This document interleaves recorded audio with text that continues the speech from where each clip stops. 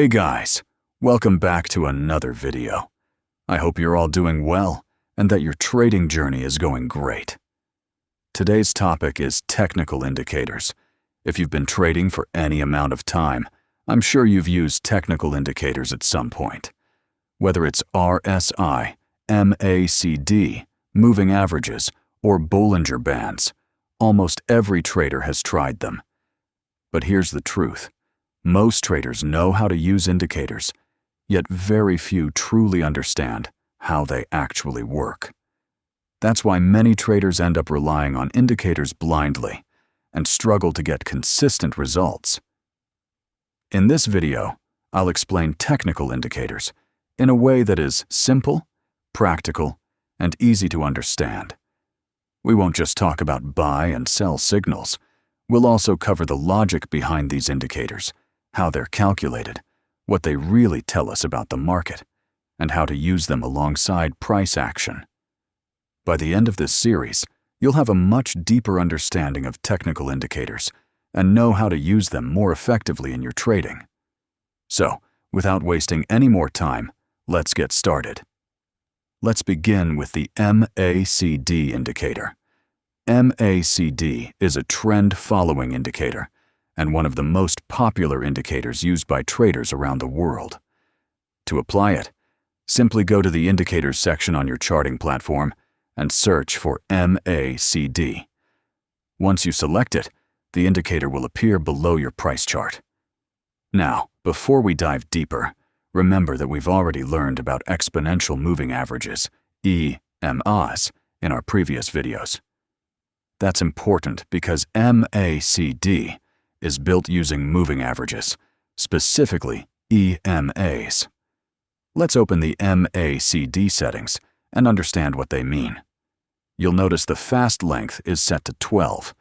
This represents the 12-period exponential moving average, 12 EMA. Next, you'll see the slow length set to 26. This represents the 26-period exponential moving average, 26 EMA. So, the MACD is essentially based on the relationship between these two moving averages. Instead of displaying the EMAs directly on the price chart, it measures the difference between the 12 EMA and the 26 EMA. Now let's understand how the MACD is actually created. As I mentioned earlier, the MACD is built using two exponential moving averages, the 12 EMA and the 26 EMA. Let's make it even simpler. On the chart, this is the price, and below it is the MACD. A standard MACD has three components: the MACD line, the signal line, the histogram. But for now, we'll hide the signal line and the histogram so that we can focus only on the MACD line. The MACD line is simply the difference between the 12 EMA and the 26 EMA. That's all it represents. You'll also notice a zero line in the MACD window, and this line is very important because it tells us whether the short-term EMA is above or below the long-term EMA. Now, let's compare this with the EMAs on the price chart. Here, I've applied two EMAs, the 12 EMA shown in black, the 26 EMA shown in red.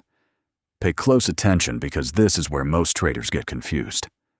The 12 EMA represents the average price of the last 12 periods, while the 26 EMA represents the average price of the last 26 periods. From our previous lessons, you already know that when these two EMAs cross each other, they generate trading signals. When the 12 EMA crosses above the 26 EMA, it's called a bullish crossover, which indicates potential buying strength. When the 12 EMA crosses below the 26 EMA, it's called a bearish crossover, which indicates potential selling strength.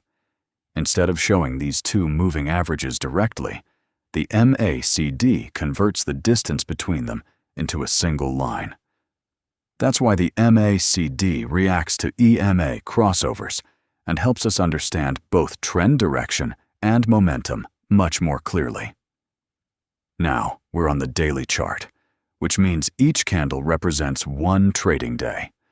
So when we talk about the 12 EMA, it is calculated using the last 12 daily candles, and the 26 EMA is calculated using the last 26 daily candles. Now, watch this carefully. Here, you can see that the 12 EMA is crossing above the 26 EMA. At the exact same time, you'll notice that the MACD line moves above the zero line. This is not a coincidence. Why does this happen? Because the MACD line is simply the difference between the 12 EMA and the 26 EMA. Let me repeat that because this is the most important concept in MACD. The difference between the 12 EMA and the 26 EMA is called the MACD line. Once the 12 EMA moves above the 26 EMA, that difference becomes positive, which is why the MACD line moves above the zero line. If the 12 EMA falls below the 26 EMA, the difference becomes negative, and the MACD line moves below the zero line.